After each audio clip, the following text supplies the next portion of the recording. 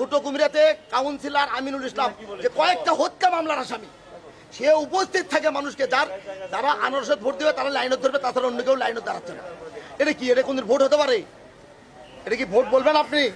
এটাকে আমরা ভোট বলতে পারি?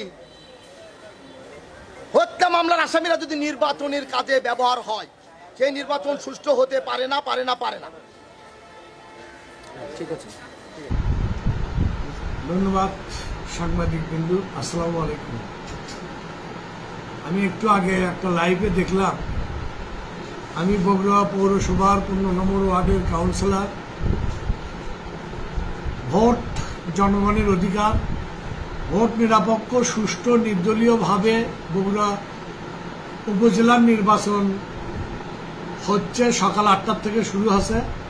হঠাৎ করে আমার বিরুদ্ধে বর্তমান চেয়ারম্যান আবু সুফিয়ান শফিক বলল যে আমি এখানে কাউকে আসতে দিচ্ছে না। প্রশাসন এবং যারা প্রিজাইডিং অফিসার এবং পুলিশ এজেন্ট যারা রয়েছে, একটা যদি কারো বাদ থাকে তাহলে আমি আমার জায়গার থেকে যার যেখানে যা কিছু বলার বা সাজা নেওয়ার আমি নেব। কিন্তু এই চোরের বাচ্চা যে কথাটা বলল যে এই চোরের বাচ্চা মার্ডার কেসের আসামি, এই চোরের বাচ্চাই একটা মার্ডার কেসের আসামি আমাকে দিয়ে তাকে চালাচ্ছে, এই চোরের বাচ্চাই চালাচ্ছে। তাহলে এই চোরের বাচ্চা বলায় একাধিক মার্ডার কেসের আসামি, আর ওই না মার্ডার কেসের আসামি, ছিনতাইকারী, উনি আগে ছিনতাইকারী ছিল, ওই ছিনতাইকারীর থেকে আসছে এটি উপজেলার চেয়ারম্যানগিরি করার। আর কি আছে ওই সিটিআর বাটপারের,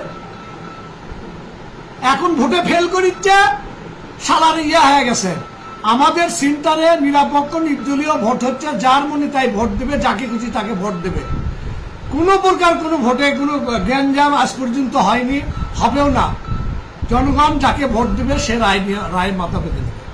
আর এই চোরের বাচ্চা বলতেছে যে আমি এখানে নাকি কাউকে যেতে দিচ্ছি না, আসতে দিচ্ছি না। আমি তো ছিলামই না। ওই সমস্ত সেন্টার ঘুরে, সমস্ত পুলিং এর কাউন্টার ঘুরে চলে গেল।